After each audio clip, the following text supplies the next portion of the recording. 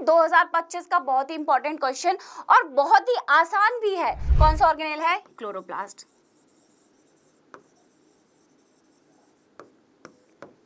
यहाँ पे कितनी मेम्ब्रेन होती है? 2 membranes. It is double membrane bound organelle. तो पहला statement ATP synthase enzyme has 2 parts, यहाँ तक तो बिल्कुल ठीक था। तो दूसरे पोर्शन को इन्होंने F0 बोल दिया जो कि F1 है, तो यहाँ पे दोनों ही स्टेटमेंट गलत हो जाते हैं। सो फोटो रेस्पिरेशन को हम C2 साइकिल भी इसीलिए कहते हैं। It is also called C2 cycle. क्यों? क्योंकि यहाँ पे नीट की तैयारी में क्या लगता है? Practice practice practice. यहाँ हम करते हैं ढेर सारे क्वेश्चंस की practice practice and practice.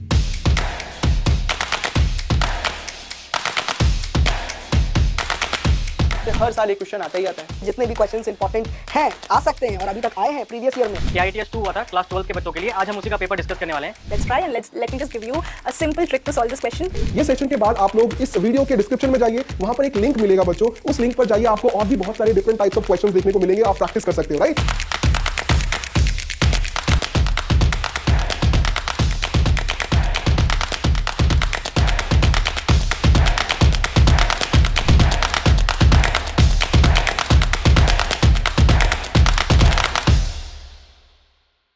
So students, आप लोगों की तैयारी बहुत अच्छे से चल रही होगी, आई होप सो। आज हम जिस चैप्टर के क्वेश्चंस की प्रैक्टिस करने जा रहे हैं that will be photosynthesis in higher plants. ये चैप्टर बहुत ही इंपॉर्टेंट है और लास्ट 5 ईयर में कहाँ से सबसे ज़्यादा क्वेश्चंस पूछे गए हैं वो भी आज हम डिस्कस करेंगे, ठीक है? तो चलिए जल्दी से सब्सक्राइब करिए इस चैनल को। अगर आपको प्रैक्टिस बेस्ड लर्निंग करना है, प्रैक्टिस इज़ वेरी इंपॉर्टेंट। आप लोग सभी जानते हो कि नीट को क्रैक करना है तो प्रैक्टिस इज़ मस्ट, राइट? सो चलिए हम स्टार्ट करते हैं। My self Megha Kulshreshtha and सबसे पहले हम ट्रेंड एनालिसिस देखेंगे कि लास्ट 5 ईयर में सबसे ज़्यादा क्वेश्चंस इस चैप्टर में किससे पूछे गए हैं। तो यहाँ पे आपके टॉपिक्स लिखे गए हैं। Introduction of photosynthesis is the first topic, उसके बाद हमारा लाइट रिएक्शन है, फिर डार्क रिएक्शन है और सबसे लास्ट में है हमारा फैक्टर्स अफेक्टिंग फोटोसिंथेसिस। तो सबसे ज़्यादा इस चैप्टर में जो टॉपिक इम्पॉर्टेंट है आप लोगों के लिए दैट इज़ वो है हमारा डार्क रिएक्शन। उसके बाद लाइट रिएक्शन इज़ ऑल्सो हमारा नियर बाई इम्पॉर्टेंट ही है। 50% क्वेश्चंस डार्क रिएक्शन से पूछे गए हैं लास्ट 5 साल में। इसके अलावा यू कैन सी 40% हमारे लाइट रिएक्शन से भी पूछे गए हैं। तो इन 2 टॉपिक को आपको बिल्कुल मिस नहीं करना है if you want to crack NEET, ठीक है? तो स्टार्ट करने से पहले एक बहुत ही इंपॉर्टेंट इन्फॉर्मेशन है, लिंक एक दिया हुआ है डिस्क्रिप्शन में for the tap and test. आप उस पर क्लिक करिए और उसके कुछ क्वेश्चंस मैं आज डिस्कस करूंगी।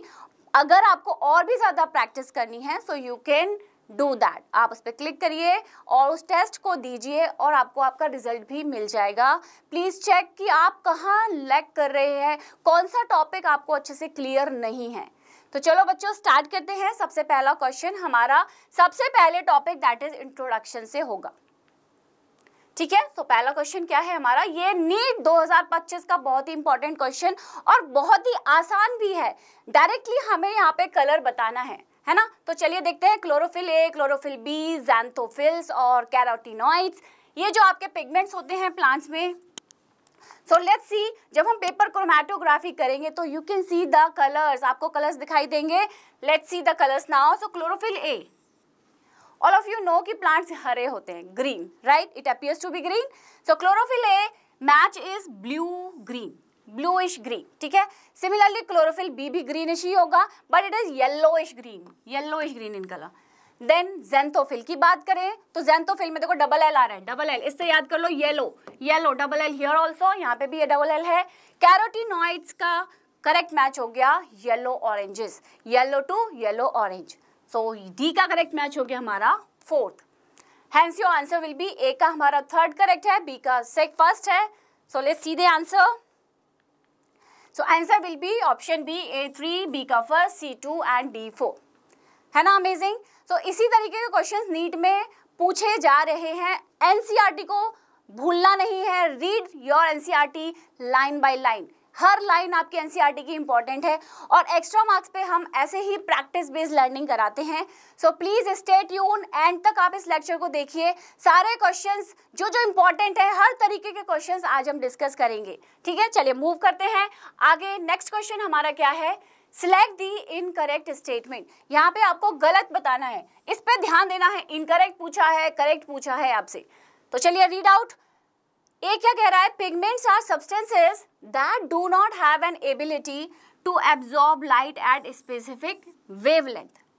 अब देखो यहाँ पे कह रहा है दैट डू नॉट हैव, यानी कि पिगमेंट्स में वो एबिलिटी नहीं है to absorb the light at different wavelength.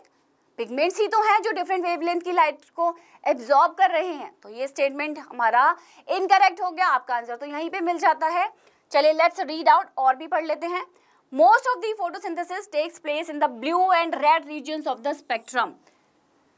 तो ज्यादा फोटोसिंथेसिस कहाँ हो रही है, ब्लू एंड रेड रीजन में हो रही है स्पेक्ट्रम के। दिस इज ट्रू, है ना, ब्लू और रेड रीजन में सबसे ज्यादा फोटोसिंथेसिस होती है। So this is true. Other thylakoid pigments like chlorophyll B, xanthophylls and carotenoids are called accessory pigments. देखो मेन पिगमेंट हमारा यहाँ पे है क्लोरोफिल ए, इसके अलावा क्लोरोफिल बी, xanthophylls, कैरोटीनॉइड, ये सभी एक्सेसरी पिगमेंट्स हैं। ये सभी एक्सेसरी पिगमेंट्स हैं, ये फोटोसिंथेसिस की एफिशिएंसी को बढ़ाएंगे। तो ये भी हमारा ट्रू हो जाता है। लास्ट डी ऑप्शन क्या कह रहा है, chlorophyll A is the chief pigment associated with photosynthesis. Chlorophyll A क्या चीफ पिगमेंट है, बिल्कुल चीफ पिगमेंट यहाँ पे हमारा क्लोरोफिल ए ही है। तो ये स्टेटमेंट भी हमारा ट्रू हो गया, लेकिन हमें यहाँ पे इनकरेक्ट बताना था। Hence your answer will be option a. Option A is correct answer. If you want to practice, so link दिया हुआ है डिस्क्रिप्शन में टैप पेन टेस्ट का, please click on that and आप उस टेस्ट को अटेम्प्ट करिए, अपने मार्क्स देखिए कौन सा टॉपिक आपको क्लियर नहीं है। से फॉर एग्जांपल अगर आपको क्लियर नहीं है कि फोटो सिस्टम 1 फोटो सिस्टम 2 को हम कैसे डिस्क्राइब करें, कैसे डिफरेंशिएट करें, तो आस्क इट फीचर ऐप में दिया हुआ है, आप उस पर टाइप करिए अपने डाउट्स और you will gate relevant videos. आपको उससे रिलेटेड वीडियोस वहाँ पे देखने को मिल जाएंगी। आप वॉच करिए वीडियो और फिर से टेस्ट को दीजिए, ठीक है। चलिए move ahead now. Select the incorrect statement for the following organelle। अब यहाँ पे एक ऑर्गेनेल दिया हुआ है, तो सभी को दिख रहा है विच ऑर्गेनेल इट इज। ये है हमारा क्लोरोप्लास्ट। कौन सा ऑर्गेनेल है, क्लोरोप्लास्ट।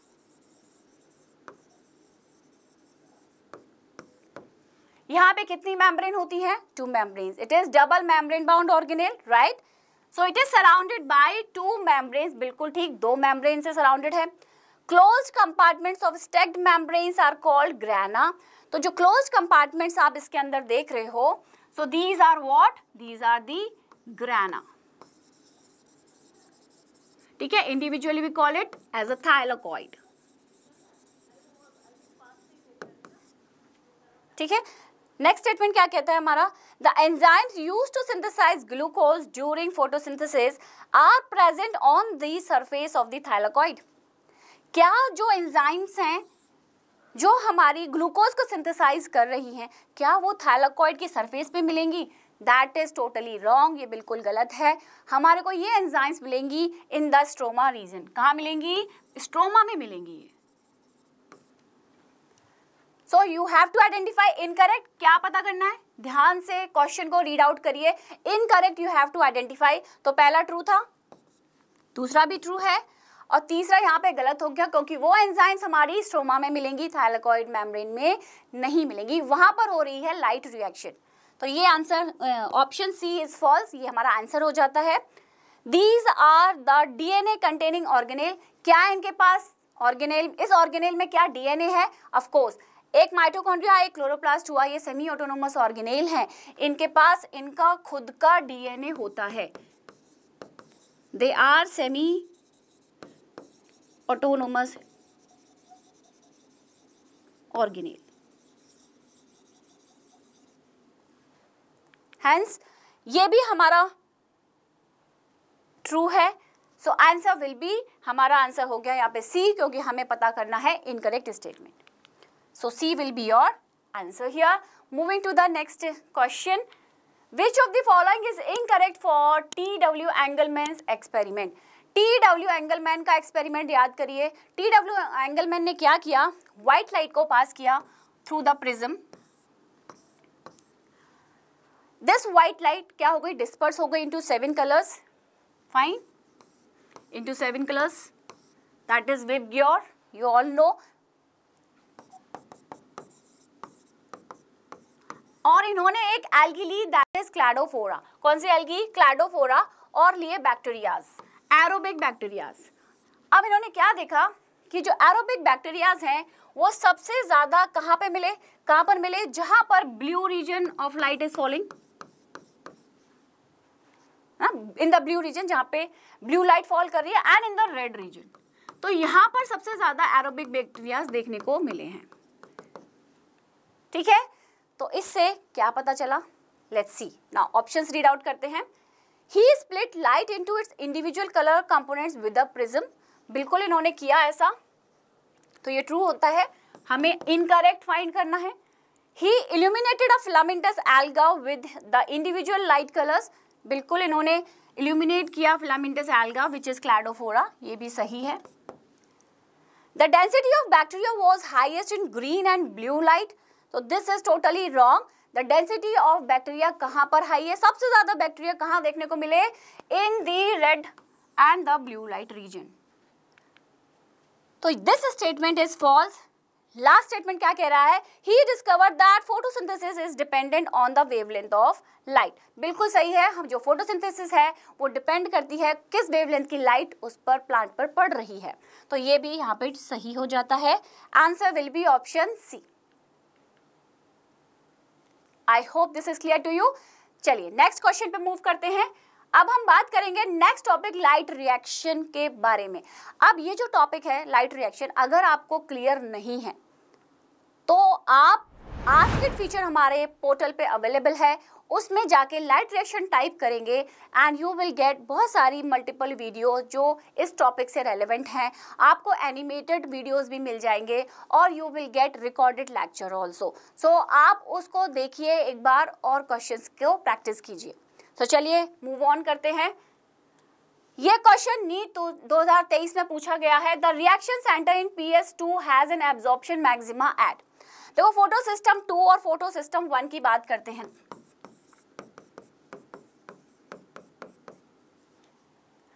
तो जो फोटो सिस्टम 2 है उसका मैक्सिमम पीक है 680 नैनोमीटर. 680, इसीलिए इसको P680 भी कहते हैं.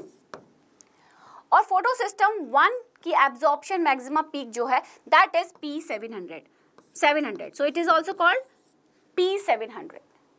फाइन. तो चलिए क्वेश्चन में ऑप्शंस को देखते हैं. 780 nanometer no, 680 nanometer that's absolutely true, यही है हमारा आंसर. 700 नैनोमीटर नहीं, 660 होगा, ये भी नहीं होगा. तो आपका आंसर हो गया यहाँ पे option b. Option b is correct. चलिए मूव करते हैं नेक्स्ट क्वेश्चन पे. Which of the following combination is required for chemiosmosis. Chemiosmosis के लिए क्या क्या चाहिए, क्या क्या रिक्वायर्ड है? So let's see. ये है हमारा थाइलाकोइड. ठीक है, थाइलाकोइड की मेम्ब्रेन. अब प्लांट क्या कर रहा है? प्लांट को यहाँ पे H पॉजिटिव आयन इंक्रीज करना है इन the lumen of the thylakoid. यहाँ पे क्या करना है? H पॉजिटिव आयंस की कॉन्सेंट्रेशन को बढ़ाना है, इंक्रीज करना है. तो यहाँ पे क्या होने वाला है? कैसे ये प्लांट अपने थाइलाकोइड के अंदर H पॉजिटिव आयन बढ़ाएगा? First is your breaking down of water. Water की लेसेस होने से वाटर टूटेगा, H पॉजिटिव आयंस रिलीज होंगे. ठीक है, यहाँ पर एक प्रोटीन है, वो प्रोटॉन्स को पंप करेगी बाहर से अंदर, और NADP positive converted to NADPH, है ना. NADP पॉजिटिव रिड्यूस हो गया, उसने एक H पॉजिटिव ले लिया और NADPH बन गया. तो इस तरीके से स्ट्रोमा रीजन में H पॉजिटिव आयंस कम हो रहे हैं. ठीक है, यहाँ पे NADP रिडक्टेज एंजाइम है जो कि हेल्प करेगी. फाइन. तो आपको क्या क्या चाहिए? Let's see the option now. Proton pump चाहिए, बिल्कुल चाहिए. इलेक्ट्रॉन ग्रेडियंट चाहिए, नहीं. नेक्स्ट देखते हैं. मेम्ब्रेन चाहिए, बिल्कुल चाहिए एक मेम्ब्रेन. प्रोटॉन पंप चाहिए, बिल्कुल प्रोटॉन को पंप करने के लिए चाहिए. Proton gradient, of course proton gradient चाहिए. जब यहाँ पर H पॉजिटिव आयंस की कॉन्सेंट्रेशन ज्यादा हो जाएगी तो H पॉजिटिव आयंस मूव करेंगे through F0 F1 particle of ATP synthase. ठीक है, और इसी एनर्जी से बनेगा ATP। Fine, so we need a proton gradient there. Then ATP synthase enzyme की भी जरूरत है, बिल्कुल है। तो ये चारों चीजें यहाँ लिखी हुई हैं वो सभी रिक्वायर्ड होती हैं किसके लिए? केमियोस्मोसिस के लिए। So answer will be option b. Okay, answer is option b. Moving to the next question, आगे क्या है हमारा? नीट 2022 में ये पूछा गया है, which one of the following is not true regarding the release of energy during ATP synthesis through chemiosmosis? It involves, तो you have to tell which is not true, कौन सा सही नहीं है। ध्यान से क्वेश्चन को बार बार पढ़ लें प्लीज, क्या पूछा गया है। ठीक है, चलिए ऑप्शन देखते हैं। Movement of protons across the membrane to the stroma, जो प्रोटॉन्स है उसका जब मूवमेंट होगा उसी एनर्जी से ATP बनेगा, ये तो होता ही है, तो ये सही है।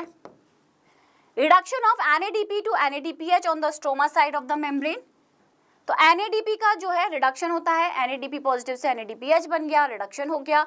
वो कहाँ हो रहा है? स्ट्रोमा साइड में होता है, बिल्कुल स्ट्रोमा साइड में होता है, ये भी बिल्कुल सही बात हो गई।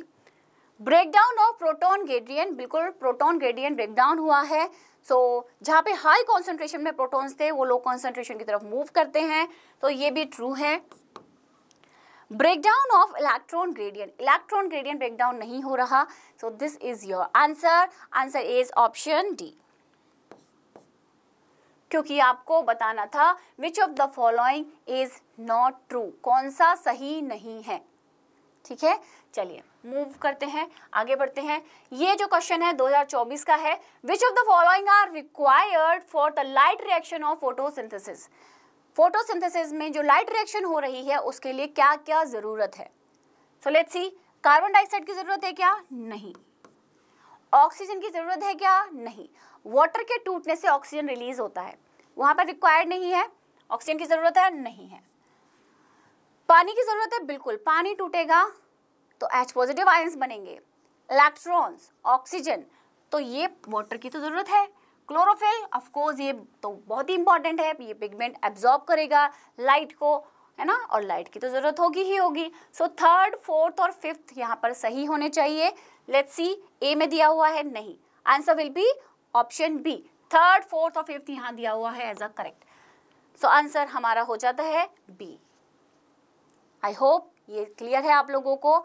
चलिए फिर से हम नेक्स्ट क्वेश्चन को देखते हैं। अब नेक्स्ट क्वेश्चन हमारा कह रहा है, in light reaction plastoquinone facilitates the transfer of electrons from. So plastoquinone जो है वो कहाँ पे इलेक्ट्रॉन दे रहा है, किसको इलेक्ट्रॉन दे रहा है? So let's C.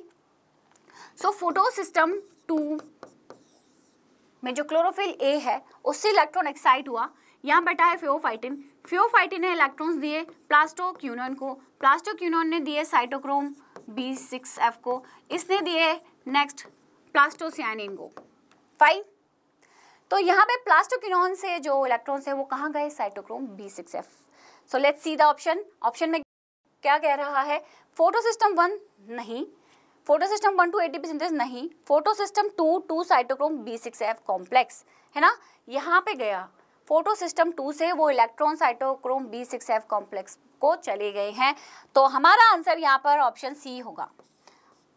I hope ये क्लियर हो गया आप लोगों को। तो जल्दी से और ज़्यादा क्वेश्चंस हम आज प्रैक्टिस करेंगे। अगेन मैं फिर से बताती हूँ, लिंक दिया हुआ है डिस्क्रिप्शन में, tap and test, please do that. Please एक बार उस टेस्ट को दीजिए। कुछ क्वेश्चंस उनमें से आज मैं डिस्कस कर रही हूँ, बाकी और भी क्वेश्चंस आपको वहाँ मिलेंगे। प्रैक्टिस करिए। देखो, नीट अगर आपको क्रैक करना है तो प्रैक्टिस बहुत ज़रूरी है। किस टाइप के क्वेश्चंस नीट में आते हैं, कैसे स्टेटमेंट बेस्ड क्वेश्चंस बनते हैं, वो सारे आज हम आपके साथ प्रैक्टिस करेंगे। ठीक है, तो चलिए और क्वेश्चंस की प्रैक्टिस करते हैं। विच of the following statement is incorrect? तो यहाँ पे आपको इनकरेक्ट स्टेटमेंट बताना है, कौन सा यहाँ पर गलत है। तो चलिए देखते हैं। Both ATP and NADPH are synthesized during non cyclic photophosphorylation.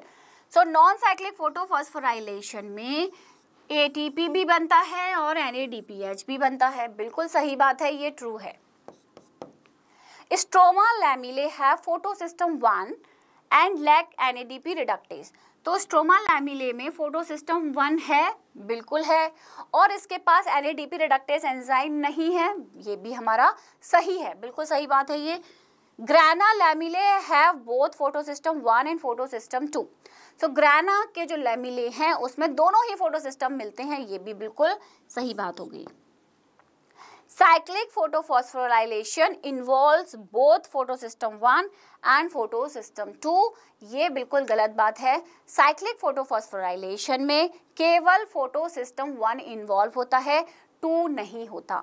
Non cyclic photophosphorylation में फोटोसिस्टम 1 और फोटोसिस्टम 2 दोनों ही इन्वॉल्व होते हैं। तो आपका ये स्टेटमेंट यहाँ पे फॉल्स है, so our answer will be option d. ठीक है, चलिए और क्वेश्चंस करेंगे अभी हम।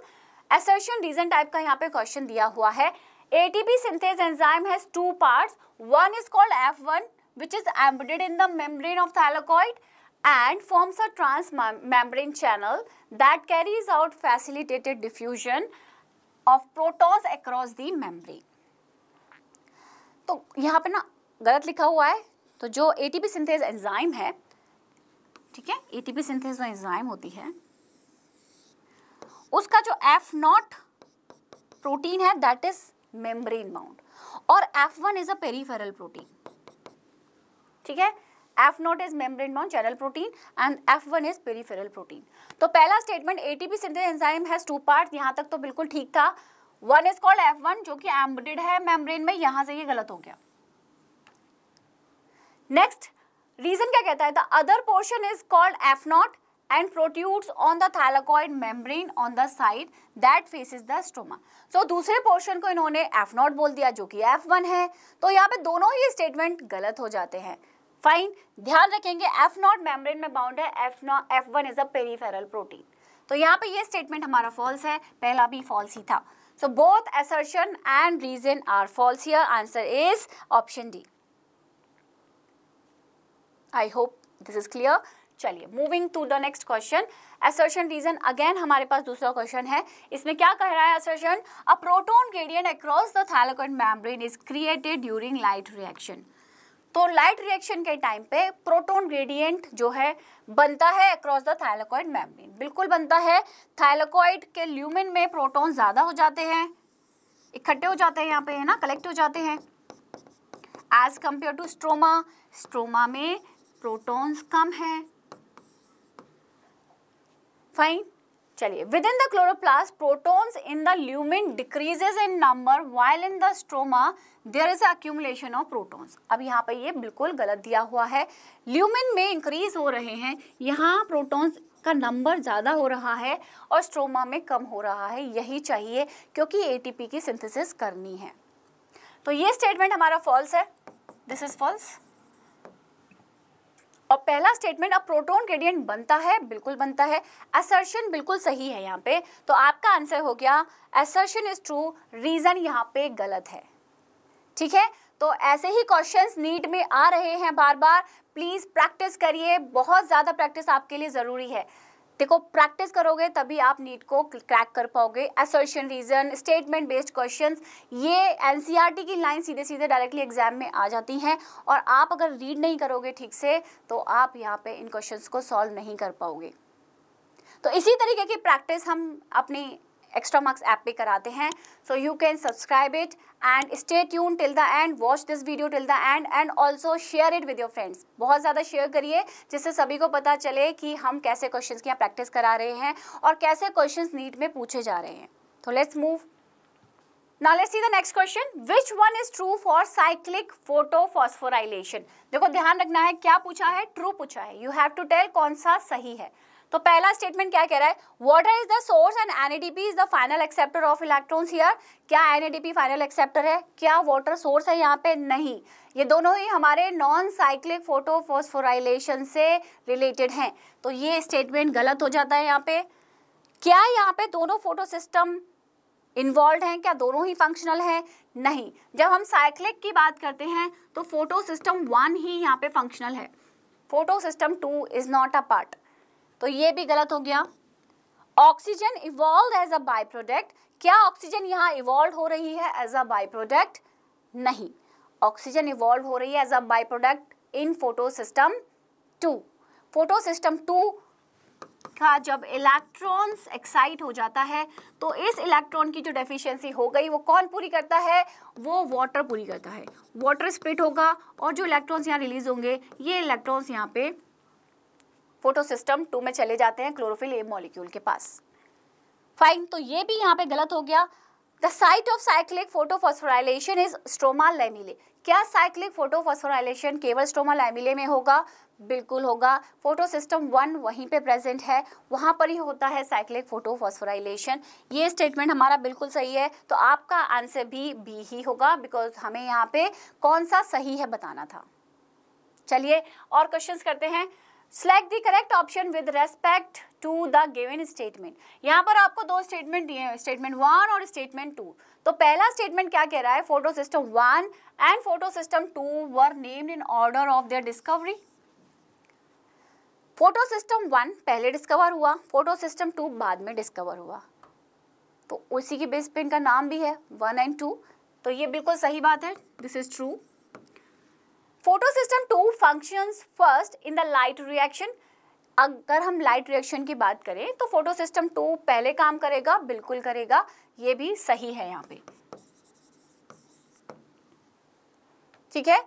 और दिस फोटोसिस्टम 2 में जो क्लोरोफिल ए मॉलिक्यूल है that absorb the wavelength of around 680 nanometer. तो दोनों ही स्टेटमेंट हमारे यहाँ पे सही हो जाते हैं, तो हमारा आंसर हो गया C, both statements are correct here.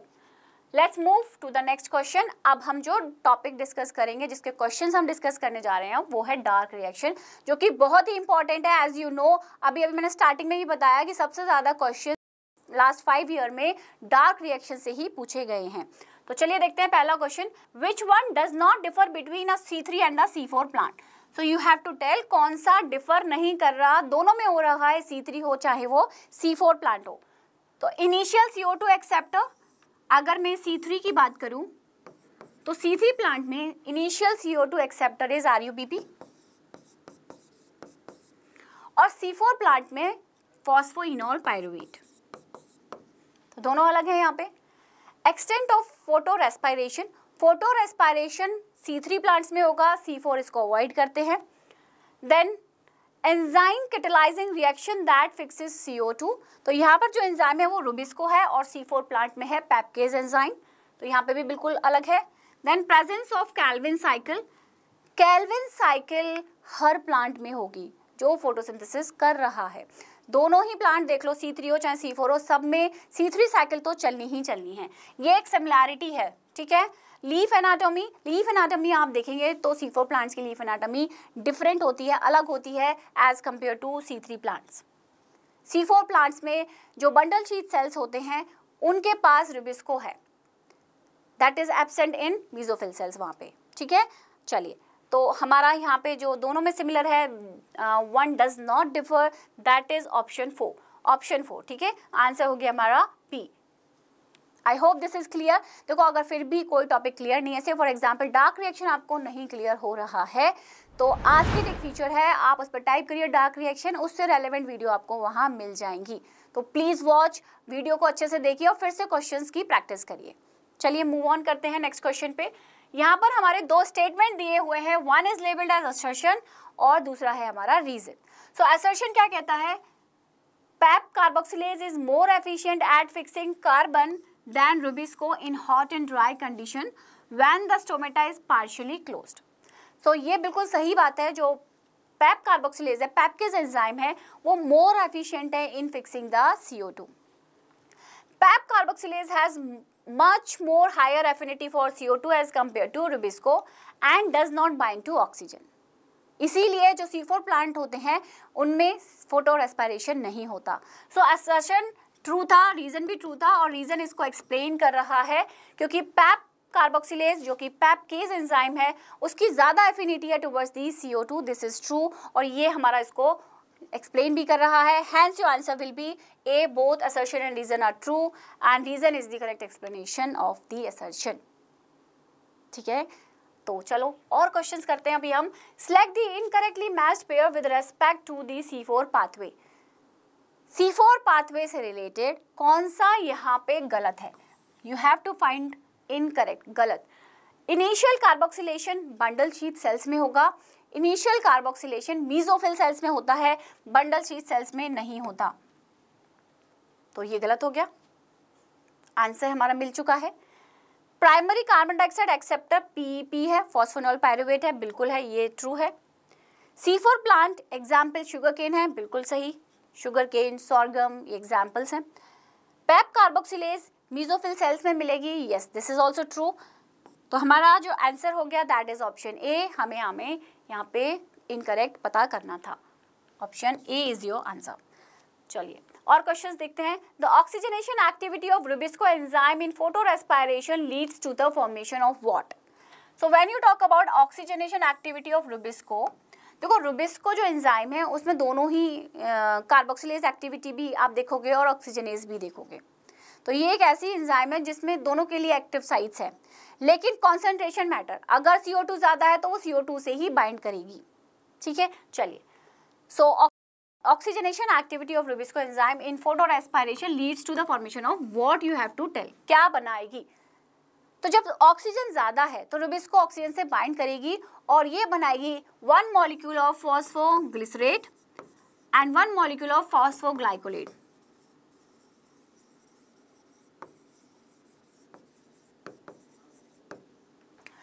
So phosphoglycerate 3 carbon molecule है और फॉस्फोग्लाइकोलेट हमारा 2 कार्बन का मॉलिक्यूल है। फाइन, तो क्या बनाएगी 1 molecule of 3 carbon compound and 1 molecule of 2 carbon compound. तो हमारा आंसर हो गया यहाँ पर option D. Fine, so photo respiration को हम C2 साइकिल भी इसीलिए कहते हैं, it is also called C2 cycle. क्यों? क्योंकि यहाँ पे 2 कार्बन का मॉलिक्यूल बन रहा है phosphoglycolate. I hope this is clear. चलिए और क्वेश्चंस की प्रैक्टिस करेंगे अभी हम। यहाँ पर हमारे पास 2 स्टेटमेंट दिए हुए हैं, तो देखो स्टेटमेंट बेस्ड क्वेश्चंस बहुत ज़्यादा पूछे जा रहे हैं नीट में। फाइन, इसीलिए मैं कह रही हूँ NCERT को अच्छे से पढ़ो, एक एक लाइन इंपॉर्टेंट है आप लोगों के लिए। तो चलिए करते हैं इस क्वेश्चन को solve. The primary CO2 acceptor in C4 plant is phosphoenolpyruvate and is found in the mesophyll cells. तो C4 प्लांट्स की अगर बात करते हैं तो वहाँ पे प्राइमरी कार्बन डाइऑक्साइड एक्सेप्टर जो है वो फॉस्फोइनॉल पायरुवेट ही है और कहाँ मिलेगा? मीसोफिल सेल्स में मिलेगा। बिल्कुल सही बात है ये। दूसरा स्टेटमेंट कह रहा है mesophyll cells of C4 plants lack rubisco, है ना, मीसोफिल सेल्स में रुबिस्को नहीं है, ये भी सही है। रुबिस्को कहाँ है? वहाँ पर है, कहाँ पर? बंडल शीथ सेल्स में।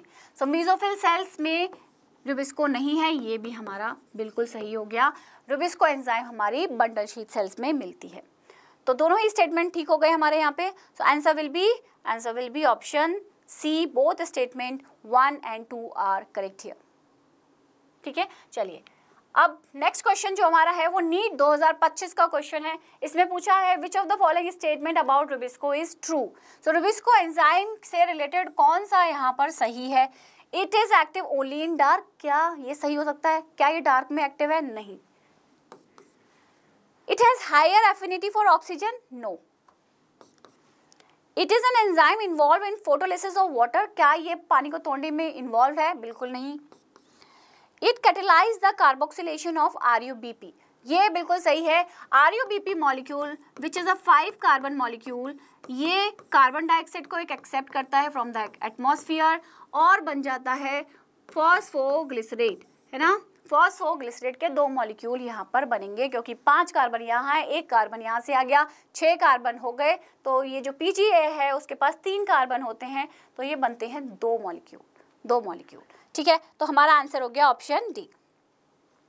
ओके, नाउ नेक्स्ट क्वेश्चन जो है हमारा वो नीट 2024 का है। इसमें क्वेश्चन में पूछा है how many molecules of ATP and NADPH are required for every molecule of carbon dioxide fixed in the Calvin cycle. तो केल्विन साइकिल में कितने ATP और कितने NADPH यूज होंगे for every molecule of CO2 fixed. So एक round जब इस cycle का चलता है तो हमारे यहाँ पर 3 ATP और 2 NADPH मॉलिक्यूल यूज हो जाते हैं। तो केल्विन साइकिल की जो फर्स्ट रिएक्शन है दैट इज कार्बोक्सिलेशन, दूसरी रिएक्शन है यहाँ पे रिडक्शन, और तीसरी रिएक्शन यहाँ पर होती है रीजनरेशन। ठीक है, सो रिडक्शन रिएक्शन में 2 ATP यूज हो जाती हैं और 2 NADPH। अब रीजनरेशन में RUBP का रीजनरेशन होता है, उसमें भी 1 ATP यूज हो जाता है। तो टोटल 3 ATP और 2 NADPH यहाँ पे यूज हो जाते हैं हमारे। आंसर हो गया आपका 3 molecules of ATP and 2 molecules of NADPH। Option D is your answer. I hope यहाँ पर आपको क्लियर हो रहा है। देखो कैसे क्वेश्चन आते हैं, कैसे नीट में पूछे जा रहे हैं। और आपने ये भी देखा होगा, मैंने और भी तरीके के स्टेटमेंट बेस्ड क्वेश्चन यहाँ पे आपसे डिस्कस करे हैं। तो इसी तरीके के क्वेश्चंस की अगर आपको प्रैक्टिस करनी है तो visit Extramarks app once. Fine. और लिंक दिया हुआ है एक डिस्क्रिप्शन में टैप एंड टेस्ट का, उसको ज़रूर दीजिए। कुछ क्वेश्चन जो आज हमने डिस्कस किए हैं वो तो आपको मिलेंगे ही मिलेंगे, उसके अलावा और भी क्वेश्चंस हैं, तो प्रैक्टिस करिए। प्रैक्टिस से ही आप नीट को क्लियर कर पाएंगे। ठीक है बच्चों, चलिए move to the next question. Which of the following are required for dark reaction of photosynthesis? Dark reaction में इनमें से किस किस की जरूरत है? लाइट की जरूरत है? लाइट की जरूरत नहीं है, लाइट के प्रोडक्ट्स की जरूरत होगी, ATP और NADPH की, तो ये तो जरूरत होगी बिल्कुल। अब डार्क रिएक्शन में CO2 फिक्स होगा तो CO2 की जरूरत है, क्लोरोफिल की जरूरत नहीं है। लाइट रिएक्शन में होती है क्लोरोफिल की जरूरत। तो यहाँ पे C, D, E हमारे बिल्कुल सही हैं जो हमारे को डार्क रिएक्शन में चाहिए। आंसर हो गया आपका C, option C, D and E only. ठीक है, अब जो हम टॉपिक डिस्कस करेंगे फैक्टर्स अफेक्टिंग फोटोसिंथेसिस, ये जो लास्ट टॉपिक है हमारे इस चैप्टर का, इससे 5 साल में कोई क्वेश्चन नहीं आया है, लेकिन उससे पहले इस टॉपिक से क्वेश्चन पूछे गए हैं, तो इस टॉपिक को ध्यान से पढ़ लें। चलिए let's see the first question. Assertion reason type का यहाँ पे क्वेश्चन है। The higher productivity of some greenhouse crops such as tomatoes and bell pepper is due to increased carbon dioxide concentration। बिल्कुल सही है। जो टमेटोज हैं और बेल पेपर है, इनको हम ग्रीन हाउस में अगर ग्रो कराएं तो इनकी प्रोडक्टिविटी बढ़ जाती है। ये है C3 प्लांट्स। सो C3 प्लांट्स की प्रोडक्टिविटी को हम बढ़ा सकते हैं ग्रीन हाउस में। कार्बन डाइऑक्साइड की कॉन्सेंट्रेशन इंक्रीज करके इनकी प्रोडक्टिविटी हम बढ़ा सकते हैं। So C3 plants respond to increased CO2 concentration by increasing rate of photosynthesis। तो यहाँ पर दोनों ही बिल्कुल सही बात बोल रहे हैं, ये भी स्टेटमेंट ट्रू है। और C3 प्लांट रेस्पॉन्ड करेंगे टू इंक्रीज CO2 कॉन्सेंट्रेशन। ठीक है, तो असर्शन को ये जो है एक्सप्लेन भी कर रहा है। जो टमाटोज हैं, बेल पेपर है, इनमें जो है प्रोडक्टिविटी क्यों बढ़ रही है? क्योंकि वहाँ पे CO2 की कॉन्सेंट्रेशन बढ़ रही है। तो आपका जो आंसर हो गया, both assertion and reason are true और reason is the explanation of assertion here. ठीक है, चलिए जल्दी से एक क्वेश्चन और करेंगे। The effect of water as a factor is more through its effect on the plants rather than directly on photosynthesis. अब पानी का जो इफेक्ट है प्लांट के ऊपर, फोटोसिंथेसिस के ऊपर, वो डायरेक्टली नहीं है। देखो प्लांट जो है, अगर उसको पानी नहीं दोगे तो इनडायरेक्टली वो प्लांट को अफेक्ट करेगा, उसके स्टोमेटा क्लोज हो जाएंगे, CO2 एंटर नहीं कर पाएगी। ठीक है, so the above statement is justified by which of the following? Water stress causes the closing of stomata. अगर पानी नहीं मिलेगा भाई प्लांट को तो जो है स्टोमेटा बंद हो जाएंगे, बिल्कुल ठीक है। Reduction in surface area of leaves due to wilting, बिल्कुल लीफ विल्ट करने लग जाएंगी, सरफेस एरिया कम हो जाएगा, ठीक बात है। Reduction in metabolic activities due to water deficiency, पानी नहीं मिल रहा तो मेटाबॉलिक एक्टिविटी भी डिक्रीज हो जाएगी, ये भी हमारा सही है। तो जितने भी स्टेटमेंट हैं वो बिल्कुल सही हैं। सो आंसर हो गया हमारा option D, all of the above. All the statements यहाँ पर बिल्कुल सही बात बोल रहे हैं। ठीक है, सो एक और क्वेश्चन है हमारा, the plant factors that affect rate of photosynthesis is और आर। तो कौन कौन से फैक्टर्स हैं जो रेट ऑफ फोटोसिंथेसिस को अफेक्ट करेंगे? लीफ की एज बिल्कुल करेगी, लीफ का एंगल और लीफ का ओरिएंटेशन। तो ये सारे फैक्टर्स, लीफ की एज, उसमें क्लोरोफिल कितना है, ये सब जो है रेट ऑफ फोटोसिंथेसिस को अफेक्ट करता है। किस तरीके से लीफ ओरिएंटेड है, क्या वो पैरेलली लगी हैं, क्या वो परपेंडिकुलरली लगी है, सरफेस एरिया कितना है, ये सब फोटोसिंथेसिस को अफेक्ट करेंगे। तो हमारा जो आंसर हो गया यहाँ पर option D, all of the above are correct here. Okay, so that's all from my side. Thank you so much for watching this lecture. Again फिर से मैं आपको बता दूं, जो लिंक दिया हुआ है डिस्क्रिप्शन में वो टैप एंड टेस्ट का है, क्लिक करिए, टेस्ट को दीजिए और एक्स्ट्रा मार्क्स को विजिट करते रहिए। Thank you so much for watching this lecture.